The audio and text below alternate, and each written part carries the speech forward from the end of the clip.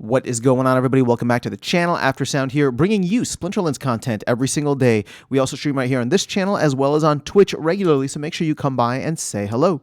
This video is also brought to you by my music, which is available anywhere you stream music under the name Aftersound.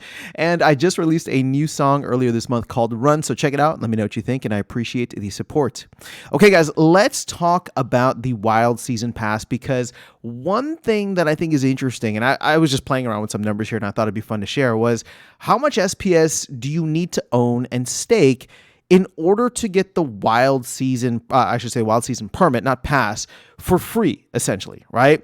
So at this point, keep in mind, I'm going to take a quick look here. Well, actually, before we do that, let's start with the calculator. So at PEG, which we're not at PEG, but at PEG, the Wild Pass is $2, right? It's 2,000 DEC or $2, which would be at PEG. So you divide that. Let's start here. So 2 divided by, and again, this, each season is a little bit different. Some seasons have more days, which actually means it would be cheaper. But let's just say each season has 15 days in it, right? Obviously, some seasons will be more, some less. But 2 divided by 15 means that you would need to make 13.3 cents per day in order to cover the Wild Season Pass, or the Wild Season Permit. I keep making that mistake.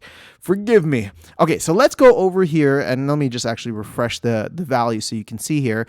But, SPS right now is, actually, it's down. It's 0.0071, so just above 0.7 of a penny. And then DEC is at about 750 splintoshis. Now, vouchers have come down in value as well. This was over a penny for a while, and I think it's gonna be around this value for a while, where whenever a new voucher card comes out, it's going to spike up a little bit and then slowly drift down. But either way, just to give you an idea of where we are in this snapshot in time, and I'm recording this on January 24th, for anybody that ends up watching this in the future, January 24th, 2025, in case this is like far into the future, there is a staking calculator here on Splinter cards. And what I wanted to show you was if we go with, I don't know, my guess from the last thing is about 85,000, right? So 85,000 SPS staked gets you roughly 13 cents worth of value per day. And just for context here, 90,000 I think gets you up to, 90,000 does not get you up to 14. So let's actually, you know what, screw it, let's go to 100,000. 100,000 gets you 15. So look, that's so weird. All right, so 95,000 just to be on the safe side. Okay, so 14 cents to be on the safe side. So how does this break down? Well, you get 16.9 or just under 17 SPS and 2 vouchers per day, right? Your APR is 7.6%. And keep in mind that the amount of vouchers and the amount of SPS you would earn per day would probably go down, but only because people might be earning a larger share, or they might be buying SPS. Maybe some people unstake SPS. Again, it could go up or down. But my whole point is that it's about 95,000 SPS, and you could probably get away with even less than that. Now, the reason I'm saying you could probably get away with even less than that is because if you look at where we're at right now, let's say, DEC is at like 3/4 of its peg, 75% of its peg. So again, just to make it easy, let's say, it's anywhere between 90 and 100,000. We'll just round up to 100,000 SPS.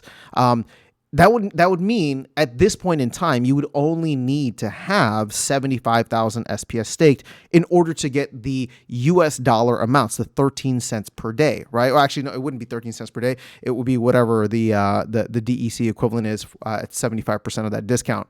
Now, like I said, this will change, where vouchers sometimes will be above a penny, sometimes will be below a penny. SPS will go up, it will go down. If you remember, we were over a penny for a little while. Now we're struggling, along with all other alts. So it's not just SPS.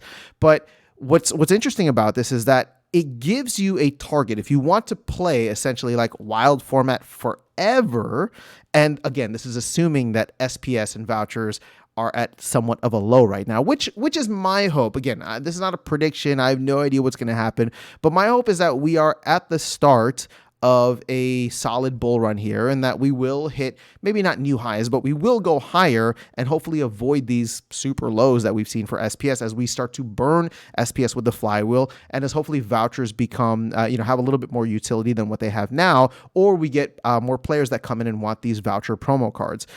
So voucher, like for example, if voucher value starts to float from 1 cent to 2 cents, for example, well, all of a sudden, like, you're increasing that 2 cents per day to 4 cents per day, which means you can reduce the amount of SPS, which means you can, or let's say SPS goes up, right, back up to a penny. All of a sudden, like, that's a significant amount more in USD value. Now, again, keep in mind that DEC is still well below peg, but that's why I was pushing this 90,000 to 100,000 SPS as your goal, right? If you wanted to play in wild format for the long term, then all you had to do was get 100,000 SPS and just stake that. And I don't think that anything's going to change, at least for the foreseeable future. Now, keep in mind, I do want to say that at some point, SPS staking rewards will run out. And I have no idea if we're going to replace those or not, but that will be something interesting to follow, because if you go back, let's actually go back to the staking calculator. I do believe a majority of it was, here, let's go to 100,000. I do believe a majority of it was from SPS. So for example, I mean, you're getting 17.8 SPS here, and you're getting 2.1 vouchers. Vouchers are less than a penny. So of this 15 cents that you're getting per day, vouchers only make up 2 cents, right? SPS makes up the other 13 cents. So if this SPS does not get replenished, if we do not replace it with another reward pool, which I've actually advocated for, I don't think that we need it, but again, you know, that's outside the scope of this video. That would be something to keep in mind for the future. Either way, having 100,000 SPS is not the worst thing in the world if you're looking to get good rewards from the game, because keep in mind, you need to have SPS staked in order to increase your glint multiplier at the higher levels. I think that's really important. And if you want to be able to earn tons of glint and earn tons of SPS, well, I mean, having and holding that SPS is, or having and staking that SPS, I should say, isn't necessarily a bad thing, right? I think it's a solid goal. So again, I'm not saying that you should or shouldn't do this. I'm just trying to provide the numbers as they stand right now, because obviously the hope, if you're still in Splinterlands, the hope is that SPS will go up in value over time, which would actually make it significantly more expensive to go and buy the amount of SPS or earn the amount of SPS that you would need in order to reach this 90 to 100,000 goal. Now, the good thing that I like about this too, the 100,000, I'm going to do a separate video on this, but the 100,000 is solid for like modern format, like gold level. So if you just want to be able to play in like the mediocre mid levels of modern format, 100,000 is going to keep you solid for, until they change the staking requirements. But I do think that that's not a terrible thing. Another reason I should say to aim for that goal. But I'm going to do a broader video that talks about what your long-term goal should be if you want to play in Champion Wild at some point, right? If you want to just have enough SPS, because keep in mind, the goal of SPS, right, is to become super and increasingly scarce over time as we burn more and more. As it stands right now, we've burned 131 million out of the 3 billion.